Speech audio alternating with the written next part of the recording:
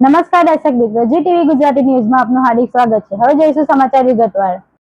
જેને diamond city તરીકે ઓળખાય છે ત્યાં લેબગ્રોન ડાયમંડના વધતા વેપારમાં વિશ્વાસઘાત અને છેતરપિંડીના કિસ્સા હીરા બજારમાં ખળભળાટ મચાવ્યો છે। શહેરની આર્થિક ગુના નિવારણ શાખાએ બેંગ્લોર સ્થિત એક ફર્મના પ્રોપરાઇટરની ધરપકડ કરી છે, જેની પાસેથી 6,01,09,381ની કિંમતના લેબગ્રોન પોલિશ ડાયમંડ ઉધારમાં ખરીદી પેમેન્ટ ન ચૂકવી છેતરપિંડી આચરી હતી। કરોડોના હીરાના માલ ખરીદી ફૂટી કોળી પણ ન ચૂકવી આ સમગ્ર મામલે સુરતના ફરિયાદી અને વેપારી કલ્પેશભાઈ કનુભાઈ મોણબરાની ફરિયાદ પર આધારિત છે। તેમની બે પેઢીઓ રેનબો જેમ્સ અને IRIS ગ્રાઉન્ડ ડાયમંડ્સ પાસેથી આરોપીઓ દિલીપભાઈ ઠાકરશીભાઈ અણધડ, રાજીવભાઈ મહિડાએ સિફતપૂર્વક લેબગ્રોન ડાયમંડનો માલ મેળવ્યો હતો।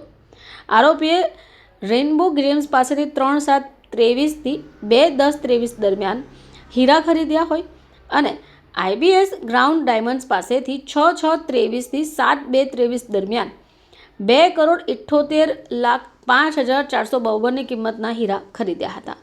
જોકે આખરે પેમેન્ટ ન કરી વિશ્વાસઘાત કર્યો હતો। આ ગુનાની ગંભીરતા જોઈ કેસની તપાસ EOWને સોંપાઈ। ટેકનિકલ સર્વેલન્સ અને બાતમીના આધારે સમગ્ર કૌભાંડના મુખ્ય સૂત્રધાર મહાલક્ષ્મી જ્વેલર્સના પ્રોપરાઇટર દિલીપ ઠાકરશી અણધડને મુંબઈ ખાતેથી દબોચી લીધો છે। આરોપી દિલીપ ઠાકરશી અણધડ પણ મુંબઈનો જ રહેવાસી છે। આરોપીને કોર્ટમાં રજૂ કરી 13/25 સુધીના પોલીસ કસ્ટડી રિમાન્ડ પણ મેળવાઈ ગયા છે। સમગ્ર વિશ્વમાં કુદરતી હીરા માટે પ્રખ્યાત છે, જે અનુસંધાને સમગ્ર વિશ્વમાંથી વ્યાપારીઓ કુદરતી હીરાની ખરીદી કરવા માટે પણ આવતા હોય છે અને પ્રવર્તમાન સમયમાં કુદરતી હીરા સાથે સાથે લેબગ્રોન ડાયમંડ માટે પણ સુરત ખૂબ જ પ્રખ્યાત થઈ ગયું છે। એ અનુસંધાને અનેક વ્યાપારીઓ હાલમાં લેબગ્રોન ડાયમંડના વેપાર સાથે પણ સંકળાયેલા છે। આ જ વ્યાપારમાં ઘણા બધા લોકો એક ગુનાઓ કરવાના આશયથી વેપારી તરીકે જોડાતા હોય છે અને ત્યારબાદ જે વેપારી પોતે ખૂબ સારી રીતે ધંધો કરે છે તેમને વિશ્વાસમાં લઈ અને તેમની પાસેથી હીરા લઈ અને તેઓને જે પેમેન્ટ ચૂકવવાનું થાય છે એ આપતા નથી અને નાસી જતા હોય છે। આવો જ એક બનાવ સુરતમાં બનવા પામેલ, જે અનુસંધાને ફરિયાદી શ્રી કલ્પેશભાઈએ આરોપી દિલીપ અણઘડ અને રાજીવ મહિડાને કુલ 6 કરોડ રૂપિયાનો લેબગ્રોન ડાયમંડનો માલ વેચાણથી આપેલ હતો। આ માલ ખરીદ કર્યા બાદ તેઓને પોતે અમુક સમય પછી પૈસા આપી દેશે એવી બાહેધરી આપી બંને આરોપીઓ નાસી છૂટેલા। તાજેતરમાં આ ગુનાની તપાસ દરમિયાન હ્યુમન સોર્સથી અને ટેકનિકલ એનાલિસિસથી 2 આરોપીઓ પૈકી આરોપી દિલીપ અણઘડની ધરપકડ કરવામાં આવેલ છે।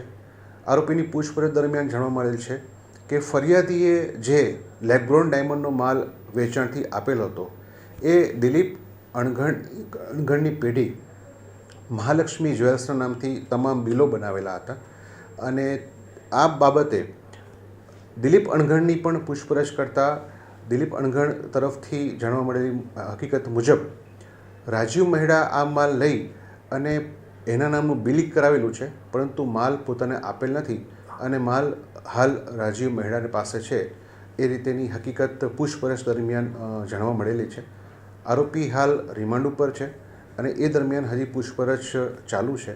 વિશેષ કોઈ પણ માહિતી આગળ અમને જાણવા મળશે તો ચોક્કસપણે આપને જણાવશું અને આપના માધ્યમથી સુરતના તમામ હીરા વ્યાપારીઓને અમારી વિનંતી છે કે તેઓ જે કોઈ વ્યક્તિ સાથે પોતે હીરાનો વ્યાપાર કરે તો સમગ્ર સાવચેતીથી અને જે વ્યાપારીને તેઓ હીરા વેચવા માટે જઈ રહ્યા છે તેઓની માહિતી મેળવે, તેઓનો રેફરન્સ લે અને ત્યારબાદ જ વ્યવસાયમાં આગળ વધે એવી અમારી વિનંતી છે।